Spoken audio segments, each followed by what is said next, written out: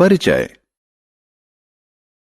लोहार लोहे को गर्म करने के लिए कोयला जलाता है, जिससे वांछित आकार देने के लिए हथौड़े से पीटा जा सके। दैनिक जीवन में अनेक प्रकार के ईंधन जलाए जाते हैं, जैसे कोयला, पेट्रोल, चारकोल, एलपीजी इत्यादि। क्या आप जानते हैं कि जब इन ईंधनों को जलाया जाता है तो कौन सी रासायनिक अभिक्रिया होती है?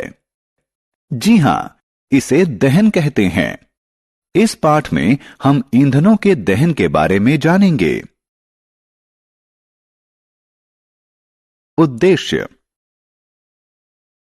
इस पाठ के अंत में आप निम्न करने में सक्षम हो जाएंगे: दहन और इसके प्रकारों की व्याख्या करना, प्रज्वलन ताप को परिभाषित करना, दहन के लिए आवश्यक स्थितियों की व्याख्या करना, अग्निशामकों का वर्णन करना, दहन के प्रकारों को सूचीबद्ध करना। दहन। रोहन एक सरल क्रियाकलाप कर रहा है। वह ज्वाला में मैग्नीशियम की तार जला रहा है। ध्यान से देखें, मैग्नीशियम ऑक्साइड के साथ साथ ऊष्मा और प्रकाश भी निर्मित हो रहे हैं। अब जलते हुए कोयले को देखें। यह वायु में जल रहा है और कार्बन डाइऑक्साइड, ऊष्मा व प्रकाश निर्मित कर रहा है। दोनों उदाहरणों में पदार्थ वायु की ऑक्सीजन से अभिक्रिया करके ऊष्मा व प्रकाश का निर्माण करते हैं। यह प्रक्रिया दहन कहलाती है। दहनशील और अदहनशील पदार्थ। पदार्थ दो प्रकार के होते हैं। कुछ पदार्थ आग पकड़ लेते हैं और जलते हैं, जबकि कुछ पदार्थ आग नहीं पकड़ते हैं। जैसा कि आप देख सकते हैं कि यह लड़का माचिस की जलती हुई तीली को कागज और कांच के पास ला रहा है। कागज आग पकड़ लेता है और इसलिए यह दहनशील पदार्थ कहलाता है। कांच नहीं जलता है और इसके जैसे अन्य पदार्थ जो वायु या ऑक्सीजन में नहीं जलते हैं, अदहनशील पदार्थ कहलाते हैं। जलने के लिए दशाएं। आइए जलने के लिए जरूरी दशाओं के बारे में जानें। एक मोमबत्ती जलाएं और इसे कांच के गिलास से ढक दें। आप देखेंगे कि कुछ समय बाद मोमबत्ती बुझ जाएगी। इससे पता चलता है कि मोमबत्ती वायु में ही जलती है, इसलिए दहन के लिए वायु जरूरी है। प्रज्वलन ताप। हमने अभी अभी देखा कि कागज तब जलता है जब इसे माचिस की तीली से जलाया जाता है। अब माचिस की जलती हुई तीली को लकड़ी के टुकड़े के निकट लाएं। लकड़ी का टुकड़ा आग नहीं पकड़ता है। माचिस की एक जलती हुई तीली लकड़ी के टुकड़े को जलाने के लिए पर्याप्त नहीं है, लेकिन इससे कागज शीघ्र ही जलने लगता है। ऐसा इसलिए है क्योंकि लकड़ी अपने प्रज्वलन ताप तक नहीं पहुंची। प्रज्वलन ताप वह न्यूनतम तापमान है जिस पर पदार्थ आग पकड़ लेता है। ज्वलनशील पदार्थ। आपकी मां ने बताया होगा कि किचन में माचिस की तीली या लाइटर को एलपीजी स्टोव से दूर रखना चाहिए। ऐसा इसलिए क्योंकि एलपीजी आसानी से आग पकड़ लेती है। इसी प्रकार आपने पेट्रोल पंपों पर धूम्रपान न करें के बोर्ड अवश्य देखे होंगे।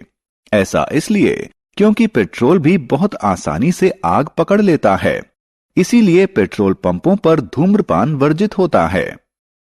एलपीजी व पेट्रोल जैसे पदार्थ ज्वलनशील हैं क्योंकि उनका प्रज्वलन ताप बहुत कम होता है, जिसके कारण वे शीघ्र ही सरलता से आग पकड़ लेते हैं। आग पर नियंत्रण करना। अब हम आग बुझाने के बारे में जानेंगे। आग के लिए ऑक्सीजन, ऊष्मा और ईंधन जरूरी है। हालांकि इसे इनमें से किसी भी चीज की आपूर्ति बाधित करके बुझाया जा सकता है। आपने अवश्य देखा होगा कि फायरमैन आग बुझाने के लिए आग पर जल डालता है और आग बुझ जाती है। जल दहनशील सामग्री का प्रज्वलन ताप कम करता है और वायु की आपूर्ति बाधित कर देता है। लेकिन जल बिजली के उपकरणों और तेल में लगी आग के लिए अच्छा अग्निशामक नहीं है। बिजली के उपकरणों और तेल में लगी आग के लिए अग्निशामक के रूप में कार्बन डाइऑक्साइड इस्तेमाल करना सबसे अच्छा है। कार्बन डाइऑक्साइड ऑक्सीजन की तुलना में भारी होने के कारण आग को कंबल के जैसे ढक लेती है, जिसके कारण ईंधन और ऑक्सीजन का संपर्क टूट जाता है। दहन के प्रकार। आइए अब हम दहन के प्रकारों के बारे में जानें। आप देख सकते हैं कि एक महिला किचन में भोजन पकाने के लिए एलपीजी प्रज्वलित कर रही है। एलपीजी शीघ्र जलने लगती है और भारी मात्रा में ऊष्मा देती है। इस प्रकार का दहन द्रुत दहन कहलाता है। जब सफेद फास्फोरस को कुछ समय के लिए खुली वायु में रखा जाता है तो यह आग पकड़ लेता है। इस प्रकार का दहन स्वतः दहन कहलाता है। जंगलों में लगने वाली आग और कोयले की खानों में लगने वाली आग स्वतः दहन के अन्य उदाहरण हैं। आपने लोगों को उत्सव मनाने के लिए आतिशबाजी करते अवश्य देखा होगा। क्या होता है जब पटाखा जलता है? पटाखा के जलने पर भारी मात्रा में ऊष्मा, प्रकाश और ध्वनि उत्पन्न होते हैं। इस प्रकार का दहन विस्फोट कहलाता है। सारांश। आइए हमने जो कुछ सीखा है उसे संक्षेप में दोहराएं। वे पदार्थ जो वायु में जलते हैं दहनशील कहलाते हैं। दहन के लिए ऑक्सीजन जरूरी है। कोई पदार्थ जिस न्यूनतम तापमान पर आग पकड़ लेता है उसे उसका प्रज्वलन ताप कहते हैं।